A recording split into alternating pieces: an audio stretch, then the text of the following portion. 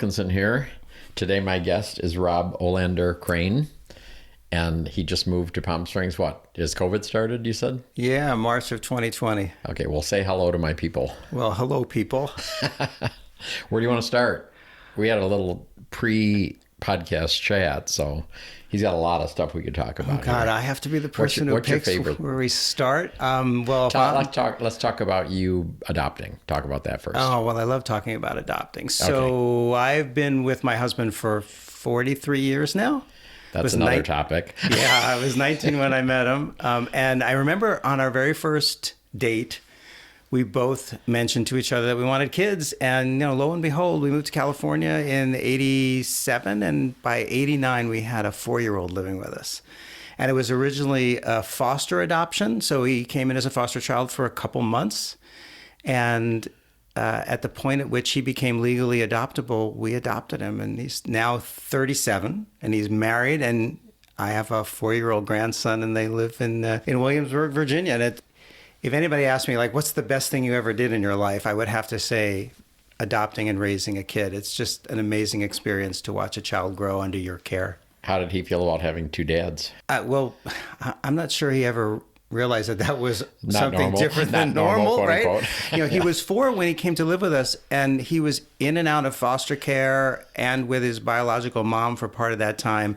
But most kids forget their life before 4 years old, so most of his active memories are with us. And we asked him at different times, what was it like in school with his friends when he told them that he had 2 gay dads. And he said, we live in San Francisco. People are pretty cool. He was in mostly alternative schools where sometimes he was the only kid who had 2 parents. Forget the fact that we were both men. Oh, right. So there were so many single parents. So I think because of where he grew up in San Francisco, it wasn't a big deal. I do remember one time where he invited us to come to school for something. I think he was a teenager at the time. And he asked if one of us would pretend to be his uncle.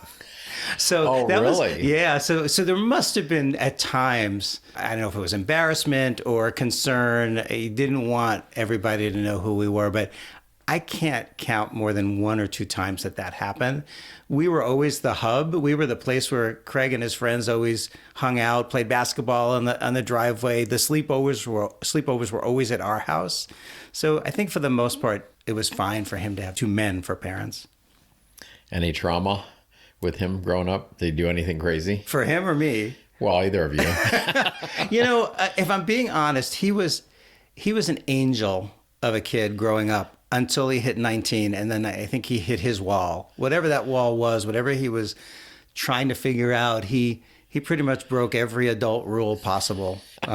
Really? The cops brought him home one night drunk, you name it. And we ended up kicking him out, actually, at 19 years old, because I think we were helping him. Like enabling him, you thought? Enabling him, like paying his way. He had a place to live. He had food. He had safety. He had shelter. And he could just be doing whatever he wanted. And it took a year for him to kind of get his act together. But he eventually thanked us. He said, if you didn't kick me out, I'm not sure I would have ever gotten my shit together. Wow. So that must have been hard, though. Well, it felt good after a year, but the day that we kicked him out, the moment he was out the door, we looked at each other and we said, now what? And what if something happens to him? Right. When he's not there? I hate to say it, but we changed the locks on the door. The very first floor of our house had a window, and if he had climbed over the neighbors' yards and into our backyard, he could have smashed the window and come in the house. So we put a gate up on it. We didn't know. This was such new territory for us. Right. And of course, nothing happened. It was our paranoia. But it took a good year until we developed a relationship with him again. And of course, now it's as if nothing had ever happened. But he thanked us. And as hard as it was, we did the right thing. Yeah, that would be hard. Yeah, well, you're a parent too, right? Oh, yeah. Well, my worst story is my oldest, when he was, 20 or 21, rolled his car end over end going 65 miles an hour. Wow, and was ejected through the windshield and landed 40 feet from the car on his head. That was an ordeal. Wow. He must have been in the hospital for a while? Yeah, he was in ICU for a long time. Wow. I don't know how I would deal with that as a parent. I mean, my son got hit in the head with a wooden block brush at daycare after school, and he had a huge gash. We took him to the hospital, and he needed 23 stitches. That's how big this gash was. 23? It's really deep. And he's on the operating table with that that blue cloth over his head that keeps him, the sterile blue cloth. Right. And I'm holding his hand and looking under the cloth to see him. And I'm ready to faint watching them do the stitches. And of course, he's like, yeah, it was nothing for him. Right. The patient advocate came in the room and walked up to him and said, Craig, how you doing? And he said, I'm fine, but would you check in with my father? I think he's about to faint. How old was he? He was probably 11 or Wow. 12. Oh, wow. Telling you, what parents go through, we deserve medals just for getting through every day. Right. From that accident, I had a similar thing. They were trying to sew him back up, and the whatever they used, string or whatever it was, wouldn't stay in. You're making me cringe just thinking about what that That's must bad. have looked like and how that felt. Yeah, it was really bad. Yeah, and you have to be strong. You don't have a choice. You have to be strong for your kids. But that was probably the most traumatic moment for me. And you get along with your grandson? Oh, I adore him. 4 years old. He looks like he's 6. Very verbal. Loves sharks. That's like his big thing. Everything's about sharks. Wow. Yeah. I just wish I could see him more often. He's 3,000 miles, 2,500 miles away. We don't get to see them that often. And how's the daughter-in-law? I like her too. Good. I was talking about what happened to Craig when we kicked him out. She's part of the reason he got his act together, because he met her not too long after he left, or we kicked him out. And she's a very traditional woman. She has a very traditional family. And Craig had to toe the line in order to be in a relationship with her. In fact, her uncle wouldn't let the two of them in a room alone until he really trusted Craig.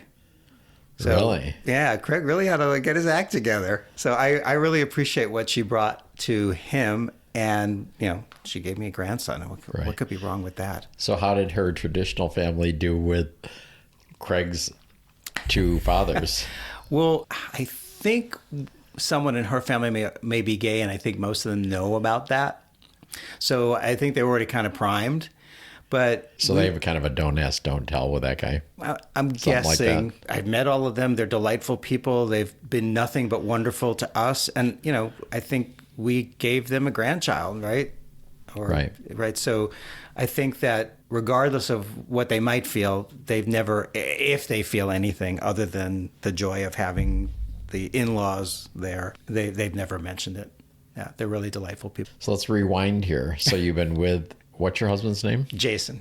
Jason. So you've been with Jason 43 years. 43 years. I call it a life sentence, Right. but for all the right reasons. I even wrote a song about it. Wow. Let's hear the words to it. Is it? How about God, the chorus? I can't do the whole thing. What's the chorus? The chorus goes, I got dealt a life sentence, but I didn't do the crime. There was hardly any evidence, but I chose to serve the time. They couldn't find one fingerprint, but I gladly paid the fine. I got dealt a life sentence, so glad that he is mine. Cool. Yeah. And then in our chat beforehand, I think I did the calculation. So that would be like, what did I say, 113 years and straight marriage years? I don't know. I don't care who you are, straight, gay, something else. 43 years is a long time. And relationships have ups and downs and joy and fear, and it's a roller coaster ride. But somehow I found the right guy when I was 19, and that makes it all worthwhile, the good and the bad and the ugly. So how old were you when you came out? The year before, I was 18.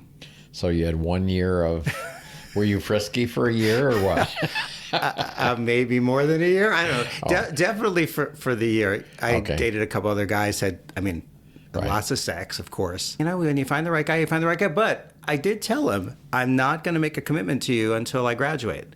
So he had to hang around for 3 years, which he did. We were dating. I saw him all the time, but I wasn't monogamous at all with him during that time. I wanted to see other people. I needed to figure out what the world was all about. But it was so clear to me, and no matter who else I met, that Jason was the right one, and that when I graduated, that I would move in with him and we would start our life together, and that's exactly what we did. Sounds good. I'm lucky. And where were you for most of that time? In New Jersey, central New Jersey. New Jersey. Jersey. I went to Rutgers, and we stayed in there for another 7 years, I think, and worked in Manhattan. And then we moved to California. And 2 years later, we adopted our son. And so are you retired now? Yeah. So what did you do work-wise? Can we just talk about retirement? I love retirement. All right. Retirement is definitely underrated. I love this. But I was in retail for my entire career. I started in the business, but after a few years, what I realized I really loved was helping people improve their performance. So I got into human resources, spent a lot of time in what most people call training, what we call in the business learning and development, and eventually into the larger suite of sort of people management or talent management, as we like to call it. And I ended my career on a real high note. For the last 10 years, I focused on something called performance management, the process that most people in corporations hate, which is goal setting at the beginning of the year, some kind of feedback throughout the year, a review, like usually a written review at the end of the year, and then some kind of rating that turns into your raise or your bonus. Most people hate that process. I hated that process. It was an awful process where I worked. But I was asked to blow it up in the last company I worked for. And I did that. Blow it up in what way? Make it like better. Get rid of it, blow it up, or improve it? Improve it. Get rid of what wasn't working, what wasn't driving performance and engaging employees, and turn it into something that would. And we were really successful in what we did. We talked a lot about it. Harvard discovered what we did and asked us to do a business case for their graduate school program. So to this day, even though I'm retired, I still get invited to MBA programs across the country to speak about it. It got a lot of press, and a lot of companies have modeled their changes to performance management based on what we did. And I say this all the time when I speak. The very first thing I say is, I want to obliterate this awful process from the face of the earth, and I'm here to speak about it because I want you to take the torch and do it for your company. So what did you change? Oh, God, you really want to go down this road, this technical road? Nutshell it. Okay, in a nutshell. So we got rid of ratings. No more was someone given the A, the B, or the C. No more grades. We got rid of anything written. There was no review at the end of the year. Now, if you were on corrective action anytime during the year, that was a written process. But if you were the 98% of the people in the organization that were performing well, nothing written. Now, as an employee, you could write something down. As a manager, you could write something down. But the corporation, the company, wasn't asking for anything. But we did a couple other things that were really I think the innovative parts of this. We adopted a talent philosophy that was very different. It was a philosophy that said everybody can get better, everybody can grow. And you might not be familiar with the actual concept. It's called growth mindset. It's a Stanford professor who did some studies on kids and found a particular mindset that drives performance. So when I read this, I thought, this is amazing. I want everybody in my company, doesn't have to be a high potential person, doesn't have to be the best performer. I want everyone to be able to get better at whatever they're doing, whatever their craft is, whatever their passion is. And we need to create an environment where that can happen. So we adopted this growth mindset philosophy throughout the company. And I'm really proud of how that changed the culture at the company I was working for. It was really a different place because of that. That was one big thing. And the second was that we changed this awful thing called feedback into something that people could actually hear and accept and do something with. Most people's experience in a company with feedback is, come into my office, shut the door, don't ever do that again, or you're fired, right? It's right. A punitive thing, and it's only delivered when the manager kind of has no choice, like you have to do something about this. We turned it into something that was a regular, everyday occurrence. When the manager wanted to give feedback, they asked 3 questions. What'd you do well? And they shut up and listen. Where'd you get stuck? And they shut up and listen. And what will you do differently before you ever do that thing again? Now, they get involved in the dialogue, but the first person who gets to sort of empty their cup is the employee. Right. And the manager gets to learn a lot about that person's perception of their own performance. So, if I'm asking you, what'd you do well? And you say these 3 things, I can say, yeah, I saw those 2, and you're missing one. Here's the 4th thing you did well. Then if I say, where'd you get stuck?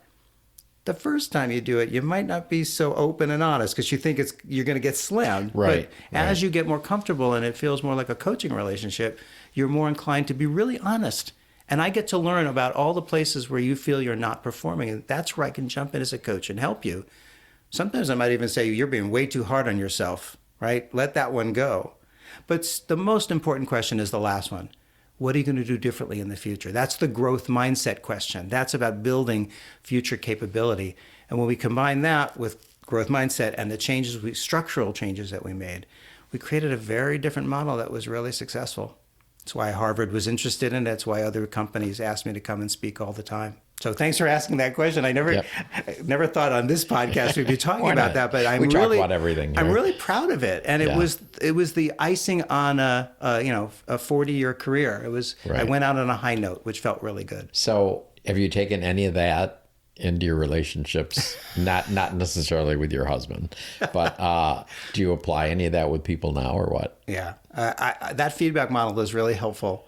You and I were talking earlier that I opened a dance space here, so that I love country western two-step. I love teaching it, and with the team that I work on, when we are ready to sort of evaluate what we're doing, we use that model. We say, well, what are we doing well? Where are we getting stuck? What should we be doing differently next time? And that's it's a simple 3 questions, but it's really powerful, and it doesn't just focus on what we screwed up. Because there are things you're doing well that you want to do more of, and there are things that you're not doing well that you want to change. More rounded discussion. Well, since you brought up the dance, let's talk about that. Okay. So how long have you been involved in that? Well, I've been dancing I've been dancing for about 12 years, and I've been teaching for about 7. But what's interesting about it for me is I hated country music growing up. I thought country music was stupid, twangy. It was all about gun racks and pickup trucks and hound dogs and beer cans, and I found it to be misogynist and racist and homophobic, and I thought I could never be around country anything. Right. And then I was on a business trip, and I had nothing to do one of the nights I was there, so I went to the gay bar in town. Oh, and they had country dancing. And they were doing country night, right? And the first thing I noticed is the country music, and I said, oh, God, why is it the one night I'm here at country night? But then I noticed they were dancing. Men were partner dancing, and I thought, that's hot. So I sat and I watched for a while, and I tolerated the country music and never thought about it again. Were they shadow dancing? I don't know. I didn't even know what shadow dancing was back then. All I know is that men were dancing with men, and I thought I would like to learn how to do that. But again, I let it go. Come back to San Francisco, which, by the way, has like the premier gay country western club in the country, and it was a mile from my house. I could almost walk there. Well, that's convenient.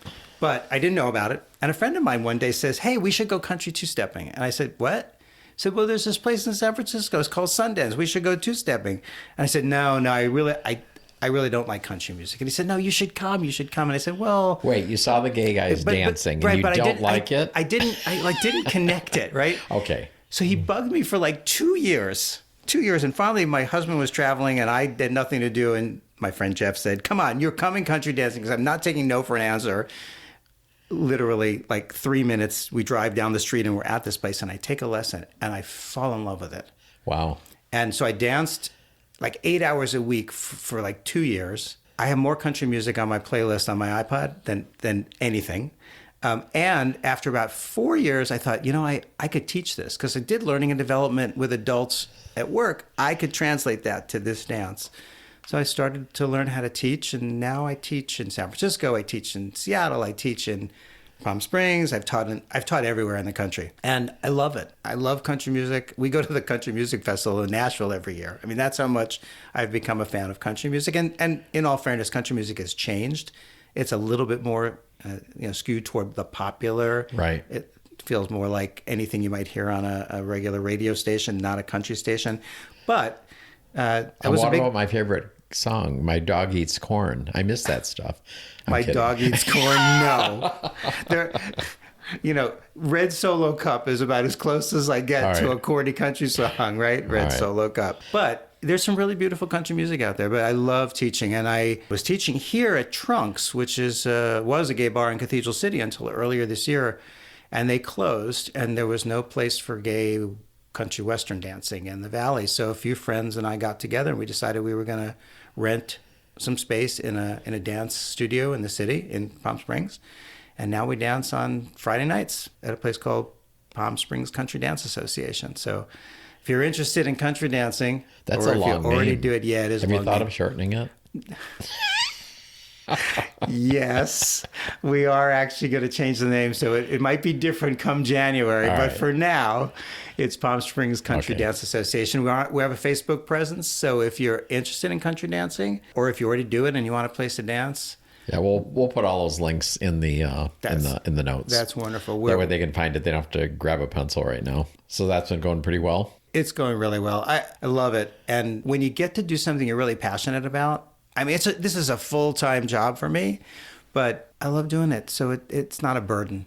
So the work is full time. You're not getting paid like a full time job, though. No, Please. I'm not getting paid a penny for doing this, Right. but I'm working harder now than I think I ever worked because it's mine. Right. I mean, I have partners, but if we're not successful, it falls apart. It's not like working for a corporation where if I make a mistake, they might fire me. Right. This is for us to own.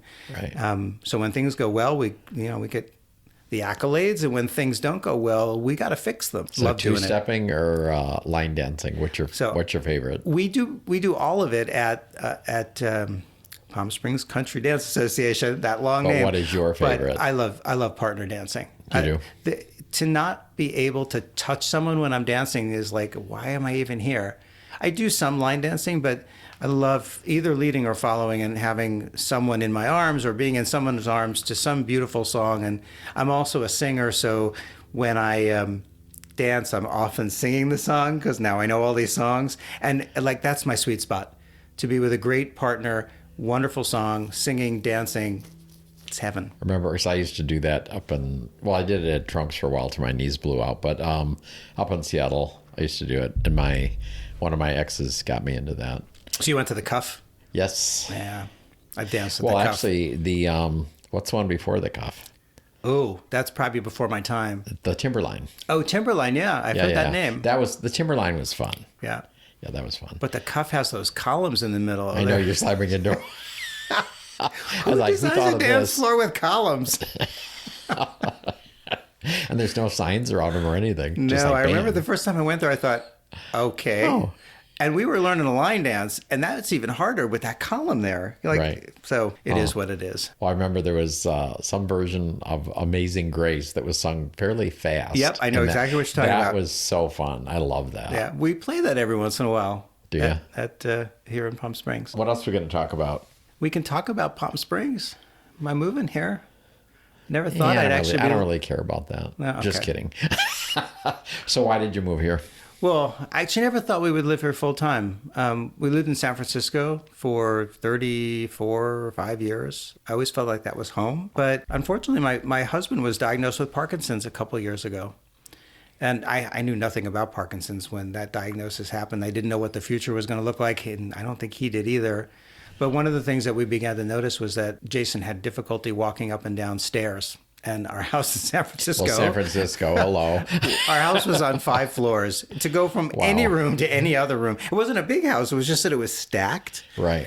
And there was going to become a point in time for him, maybe even for me. I mean, I'm 61, Right. where stairs is just going to be difficult. And we thought, you know what? It's time to get out of that house, sell it, move down here, because our house is the same size, but it's flat. It's one floor.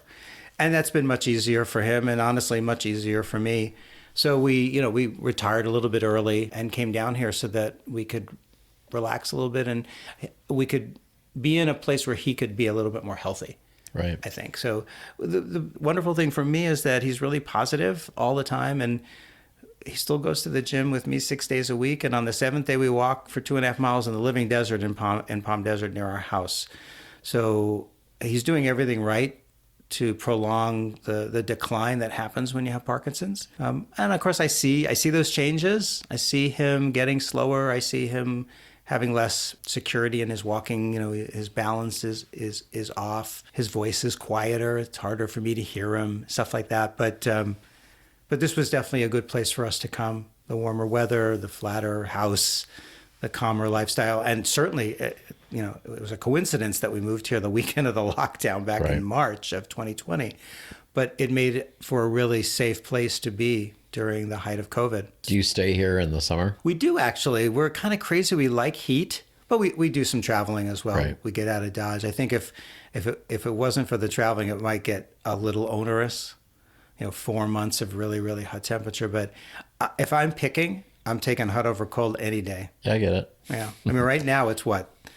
55, 60 it's degrees a little bit here. chilly here, And yeah. my feet are freezing. Like Right. I want my Uggs. Yeah. Are you in a condo or a house? We're in a house. Do you have a pool? We have a pool Yay. and a spa, so we can That's good. swim. Not this time of year because we don't heat it, but You don't want to pay that $900 to heat it a month? I don't. And we put in That's what mine solar. runs. We put in solar, so we don't pay for electricity anymore. But the heat for the pool is not solar; it's gas. So Right. yeah, we're not going to heat it.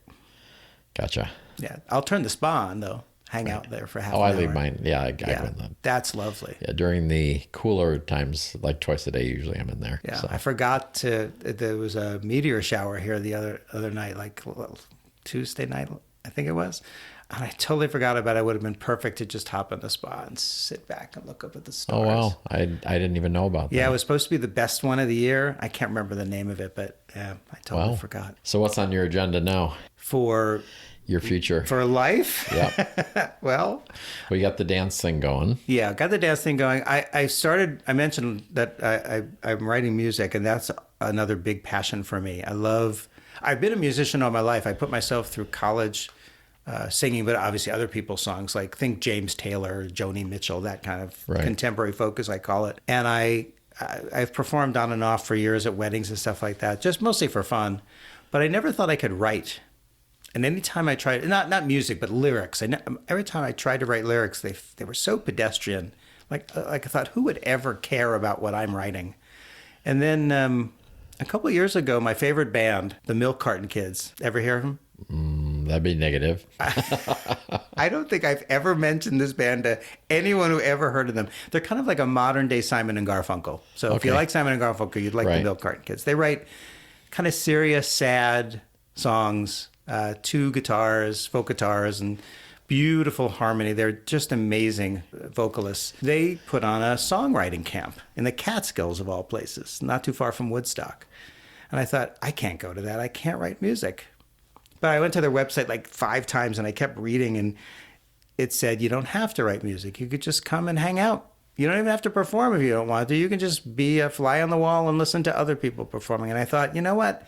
I owe it to myself to go and see what this is all about. If nothing else, they performed, the Milk Carton Kids performed every night. I'd get 3 concerts with one of my favorite bands. Like, what could be wrong with that? Right. Like with 40 other people in a small room. Like, so I went and I followed their process. They had a very simple sort of outline and a recommendation in how to write music. And they sent us out the first day to sit for an hour just to think about, like, they call it the nugget. Like, what's the message you're trying to get across in the song? And for some reason, a Irish drag queen's text talk came to mind, and I decided to write a song about it. And not only did I get the nugget, but I'd written about half of the lyrics and had some of the melodies in my head in that hour. I don't know Wow. what happened. So Panty Bliss is the drag queen. She lives in Dublin, and she did a TED Talk, I don't know, 5-6 years ago about how angry she is about the fact that she can't hold her lover's hand. So I don't know what her real name is, but he can't hold the hand of his boyfriend on the street without being nervous about it, without questioning what might happen. Would somebody say something? Would there be some violence against Right. her? And I thought, wow, I feel exactly the same way. I've always been concerned. Even in San Francisco, my husband and I have been walking down the street and some crazy person will yell, fucking faggots. Can I say that on this podcast? Yeah, you can. Okay. And I remember when that person did it in San Francisco, I turned to him and I said, do you know who you are? This is San Francisco. But still, You said that to the person I that said yelled that to at? the person. But I've never been able to just casually take the hand of my husband without wondering who might be around, what might be around, what obstacle might be in the way of my happiness and my joy. And I'm kind of envious that straight people can do that without batting an eyelash. This very tender, simple expression of love and connection, they do without thought. Now, maybe there are some who are concerned, but for the vast majority of straight people, they don't think about that at all. Right. And I have to think about it every time, and that pisses me off.